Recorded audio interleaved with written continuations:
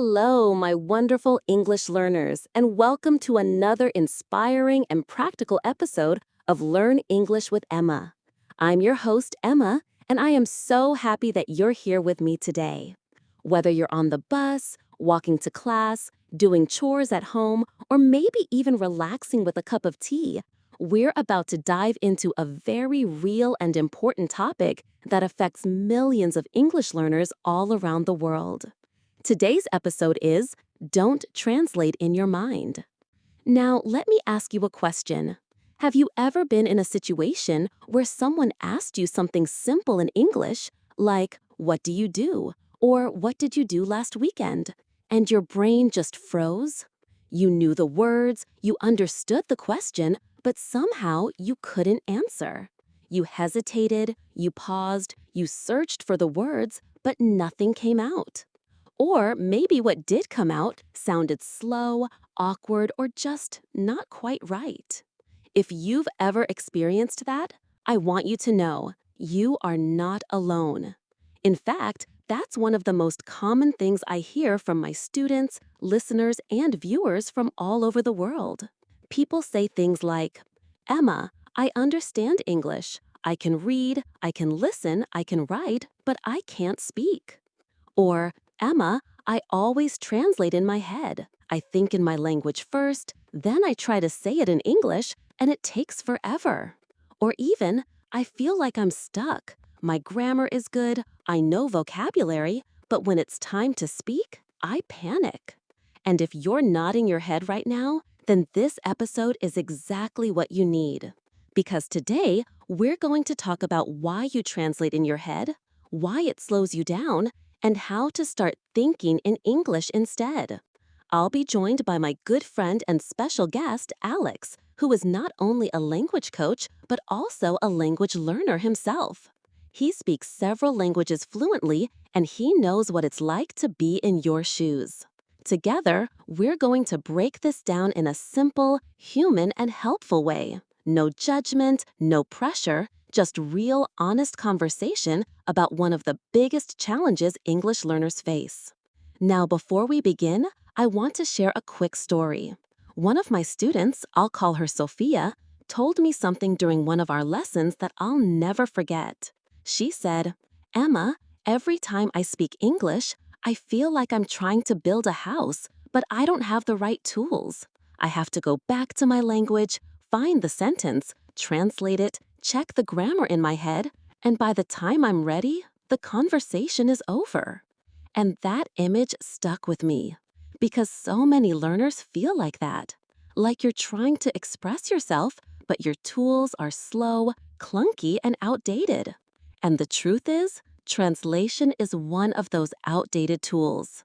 It worked for writing and exams, but it doesn't work for speaking, especially real-life conversations. Here's why.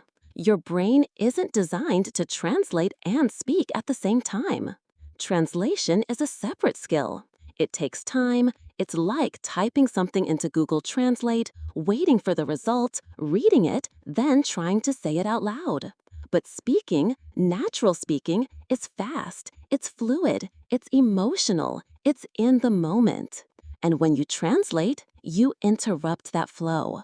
Now, don't worry, I'm not here to tell you that you've been doing everything wrong.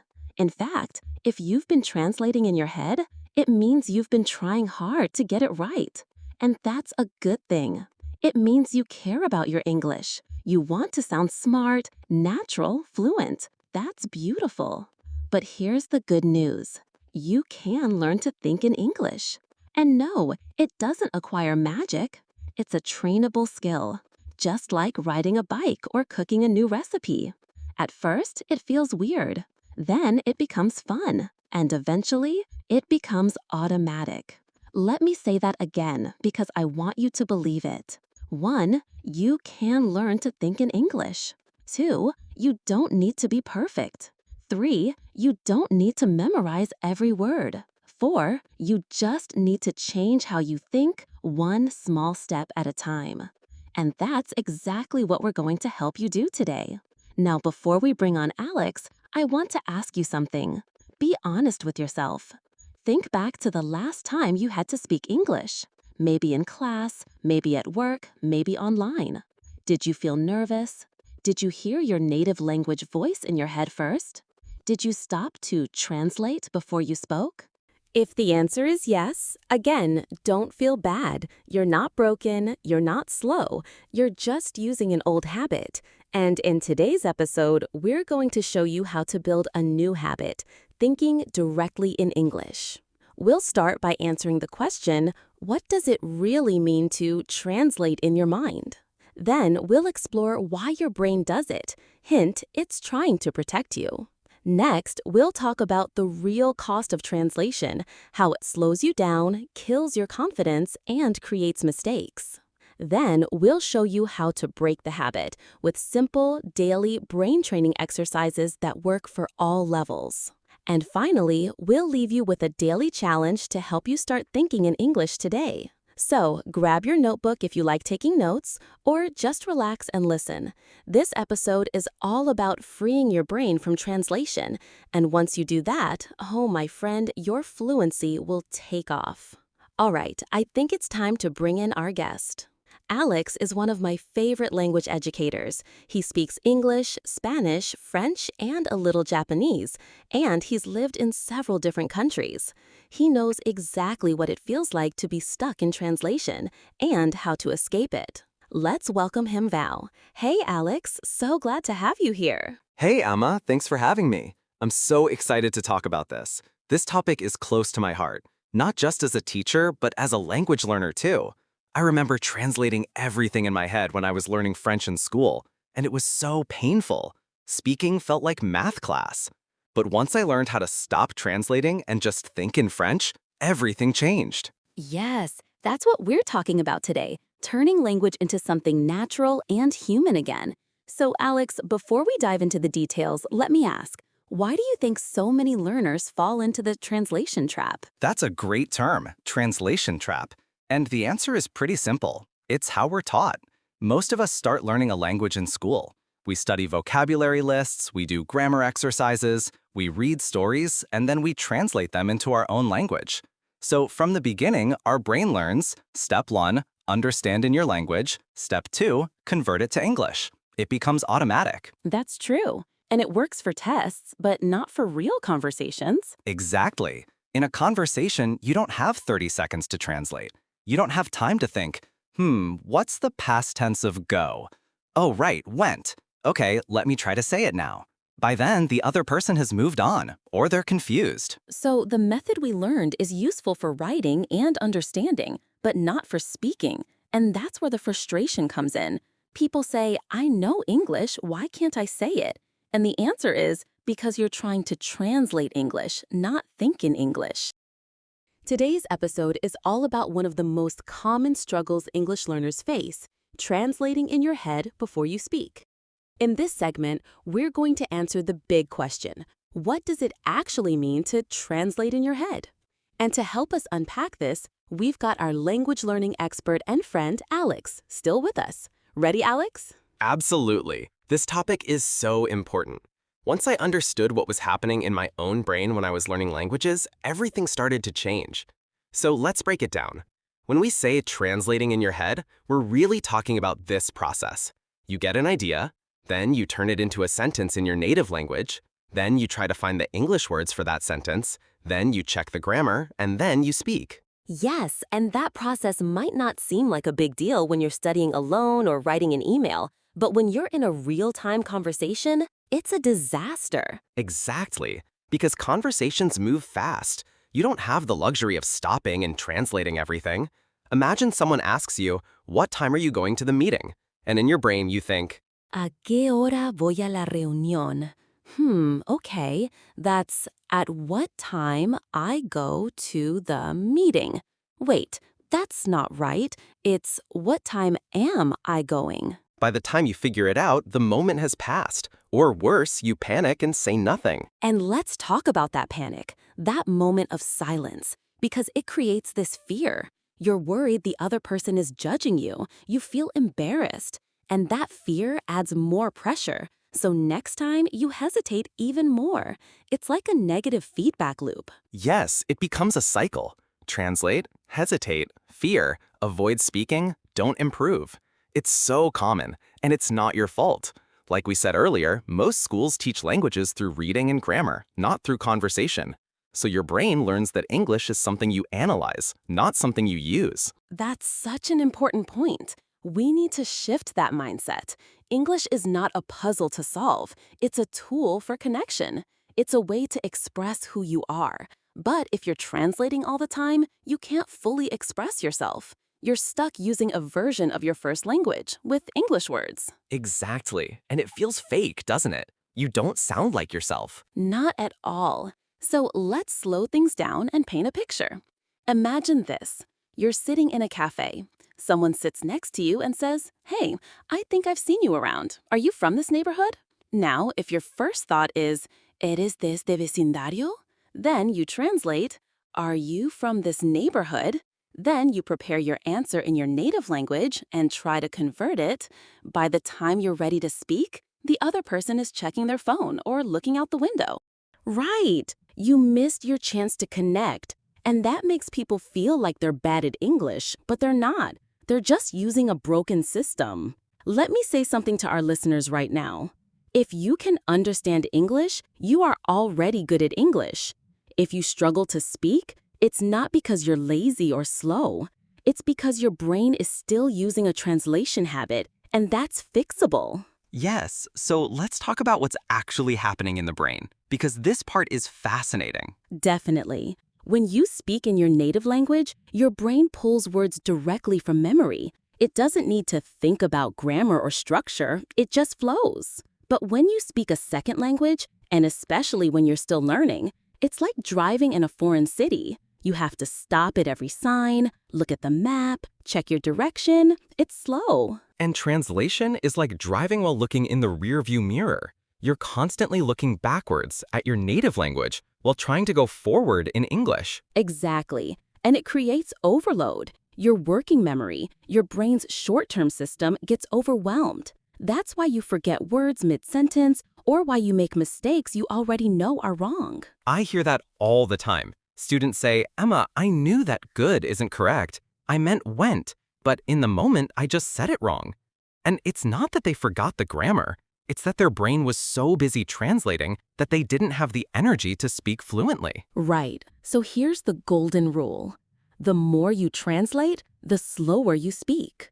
The more you think in English, the faster and freer you become. Yes, so let's summarize for our listeners. If you're translating in your head, you might notice these signs. 1. You hesitate a lot before speaking. 2. You feel mentally tired after talking. 3. You understand more than you can say. 4. You mix up grammar even though you've studied it. 5. You feel like your personality disappears in English. So true. That last one is especially painful. People say, "I'm funny in my language, but in English, I'm boring."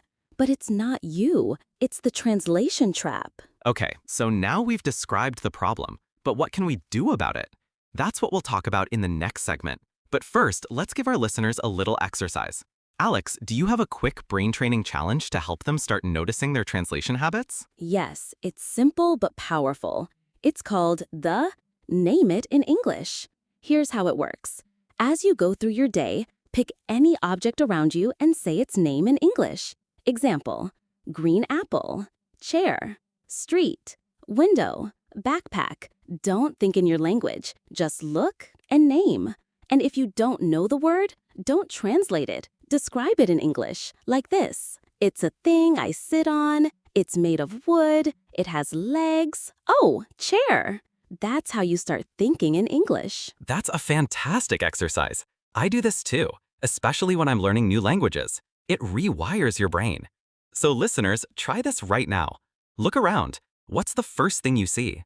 Say it in English, out loud if you can. Whisper it if you're in public, but say it. Don't think about it too much. Just connect the object with the English word. And if you do this every day, even for 5 minutes, you'll slowly break the habit of translating. You'll start thinking in pictures, not translations. And that's the key to fluency. Perfect. All right, in the next segment, we're going to answer the big question. Why does your brain keep translating? And more importantly, how can you teach it to stop? But for now, take a deep breath. You're doing amazing. Learning to stop translating is not easy, but you're already making progress. You're not just learning English, you're learning how to live in English. And that's powerful. Stay with us, friends. We'll be right back with more tips, stories, and real-life examples to help you think in English and speak with confidence. We're diving into a really fascinating question. Why does your brain translate in the first place? And how can we train it? Yes, this is where things get really interesting. Because once you understand why your brain is doing something, it's a lot easier to change it. And just like we said before, it's not a mistake or a failure. Your brain is translating because it's doing its job. It's trying to help you survive and make sense of the world using what it already knows. Exactly. So let's get a little scientific here. Imagine your brain as a giant filing cabinet. All your language knowledge, words, grammar, pronunciation, it's all stored in separate drawers. Now, your first language has been filling those drawers since you were a baby. You've had years and years of input and use. English, that drawer is newer, smaller, less full. So when you need to say something in English, your brain takes a shortcut. It grabs the idea from your native language drawer, then tries to copy and paste it into English. That shortcut is translation. But here's the problem. It's like trying to copy a document from Microsoft Word and paste it into Photoshop. The formatting is different, the rules are different, and things don't always look right. Yes, I love that example. It might work sometimes, but it's never perfect. And your brain knows it, so it hesitates, it second guesses, it stalls. So what do? Do we delete the old language? Of course not. We build a new path. We reprogram the habit. Right. So let's break this down into 3 key reasons why your brain keeps translating, and for each one, we'll offer a way to start changing it. Ready? Brain reason number 1. Your brain loves familiar patterns. Let's start with the basics. Your brain is a pattern machine. It loves habits, shortcuts, routines. That's why you can drive home without thinking, or tie your shoes without looking. Language is no different. Your native language is your brain's most familiar pattern. So when you learn a new word in English, say cup, your brain doesn't just think cup. It thinks, oh, that's like taza in Spanish, or John in Korean. It immediately connects it to your native language. It stores it as a translation pair. Yes, that's why flashcards often use the format English, native language, like dog, perro, table, tish. But this teaches your brain to rely on your native word every time. So instead of seeing a dog and thinking dog, you see a dog and think perro, and then convert it. That slows everything down. So how do we fix that? Answer: input. Lots of it. But not just any input. English-only input.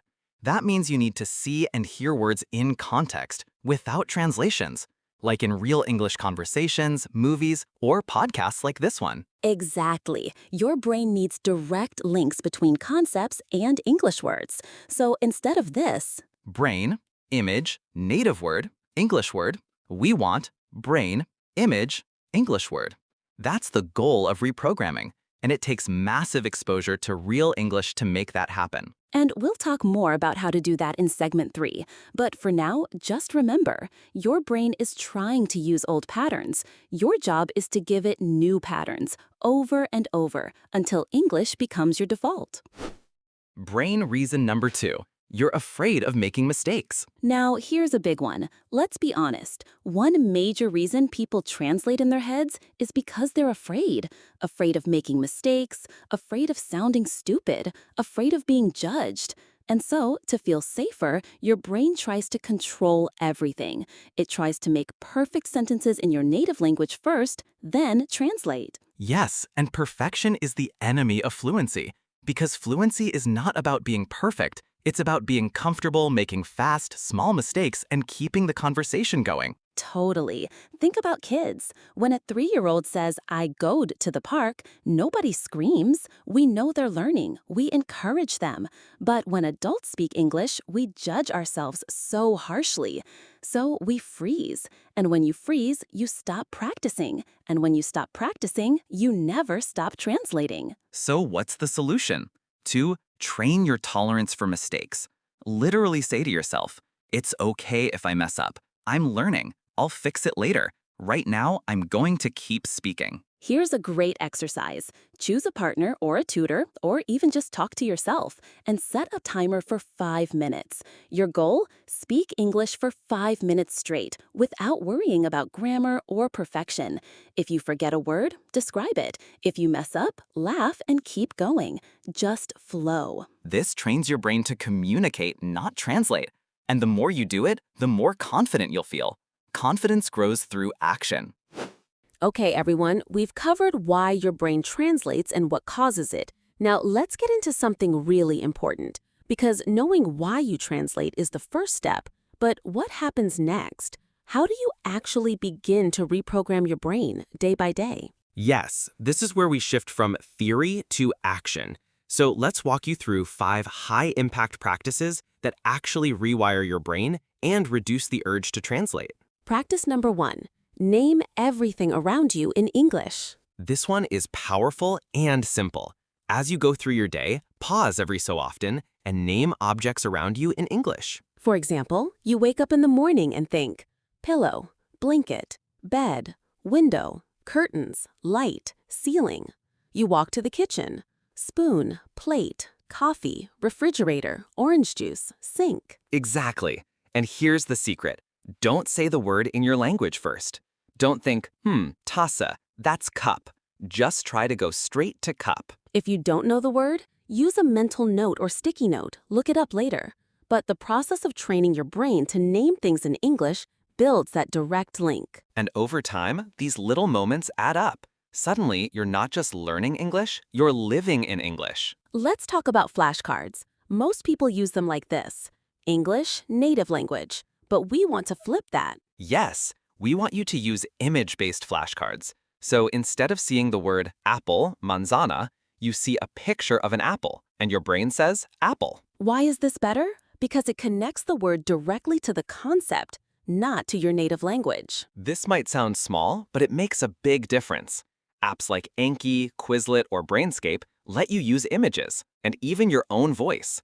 The less translation involved, the faster your fluency grows. We mentioned this earlier, but let's go deeper. Start narrating your actions in English throughout the day. Say things like, I'm making breakfast. I'm walking to the store. I feel a little tired, but it's sunny today. You can do this out loud if you're alone, or in your mind if you're around people. The goal is to practice thinking in English about your life, your actions, your feelings. It's not about being perfect. It's about being in English. At first, you'll pause, you'll search for words. That's normal. But after a week or two, your fluency will start flowing faster. And remember, don't translate. Just keep going. All right, listeners, it's your turn. Let's do a 5-day challenge to help you stop translating in your mind. 5-day Think in English Challenge.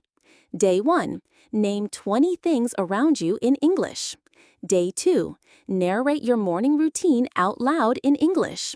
Day 3. Do a 10-minute shadowing session with a podcast. Day 4. Talk to yourself for 5 minutes in your mind. No translation. Day 5. Set a 1-hour English-only block. No native language. Write it down, post it on your wall, share it with a friend, make it real. And after 5 days, see how you feel. I promise you'll feel lighter, faster, more fluent. And if you're doing this challenge, tag us on social media. #ThinkInEnglishChallenge. We want to see you in action and celebrate your progress. Real-life listener story. Let me share a message from one of our listeners, Marta from Poland. She wrote, I always translated in my mind and felt slow and stuck. But after 2 weeks of thinking in English, just 10 minutes a day, I was surprised. I started dreaming in English. I could speak faster. I stopped worrying about mistakes. It felt like I was finally free. I love that. It's a perfect example of what we're talking about. Your brain wants to think in English. You just have to give it a chance. Brain. Final thought. Rewiring takes reps. Before we close this segment, I want to say something really important.